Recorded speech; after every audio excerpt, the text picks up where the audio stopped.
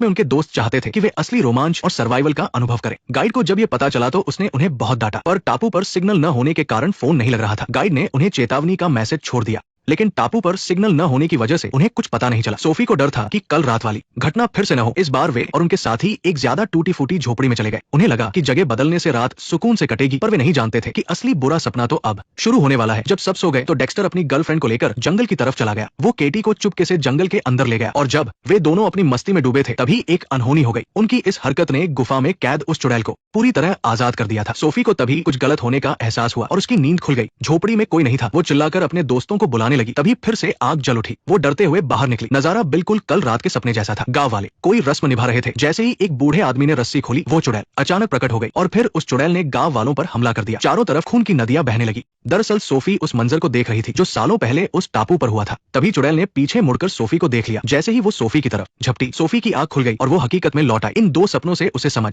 आ गया था कि टापू का राज बहुत भयानक है। उधर डेक्स्टर के साथ कुछ बहुत बुरा हुआ था। वो अजीब हालत में था और केटी उसे देखकर पूरी तरह सुन पड़ गई। डर के मारे उसके पैर जवाब दे गए। वो भागकर वापस आई और सबको बताया। सब कुछ इतनी जल्दी हुआ कि केटी कुछ समझा नहीं पा रही थी। खतरा भापते हुए वे सब डेक्स्टर को ढूंढने निकले, पर उन्होंने पूरा इलाका छान मारा। डेक्स्टर का कहीं कोई सुराग नहीं मिला। दरअसल डेक्स्टर को वो चुड़ैल एक गुफा में ले गई थी, जहां उसे एक पत्थर से बांध दिया गया था। 100 साल से भूखी उस चुड़ैल को आखिरकार शिकार मिल गया था। ताजा खून पीते ही चुड़ैल के शरीर में जान आने लगी। इससे साफ था कि उसकी शक्तियां अब और बढ़ गई है। दूसरी तरफ रात भर जंगल में भटकने के बाद अब सुबह हो चुकी थी। डेक्स्टर का कुछ पता नहीं चला। तभी अचानक जोरदार बारिश होने लगी। वे सब मजबूरी में झोपड़ी की तरफ लौट आए, पर उन्हें नहीं पता था कि वहां रुकने वाला मार्ग एक बड़ी मुसीबत में फंसने वाला है। जैसे ही वो कुछ करने वाला था, उसके साथ एक बहुत डरावनी घटना घटी। थोड़ी देर बाद जब बारिश रुकी और बाकी सब झोपड़ी पहुंचे तो मार्क वहां से गायब था। वहां सिर्फ खून के धब्बे पड़े थे। दोस्तों के एक एक करके गायब होने से सब बहुत डर गए थे। उन्होंने तय किया कि अब समुद्र किनारे मदद का इंतजार करना ही सही होगा। किस्मत से जैसे ही वे किनारे पहुंचे, उन्हें अपना गाइड आता हुआ दिखाई दिया, पर तभी एक भयानक हादसा हुआ और उनके होश उड़ गए। उनके बचने की आखिरी उम्मीद भी अंधेरे में डूब गई। इन हादसों ने सोफी को यकीन दिला दिया कि अब वे बस हाथ पर हाथ धरकर नहीं बैठ सकते। उसने हिम्मत जुटाकर सबको उस चुड़ैल के बारे में बताया जो बार बार उसके सपनों में आ रही थी। अगर ये सब उस चुड़ैल का काम है तो इस सब की जड़ तक पहुंचना जरूरी था। इसलिए वो पांचों फिर से गांव के बाहर आ गए।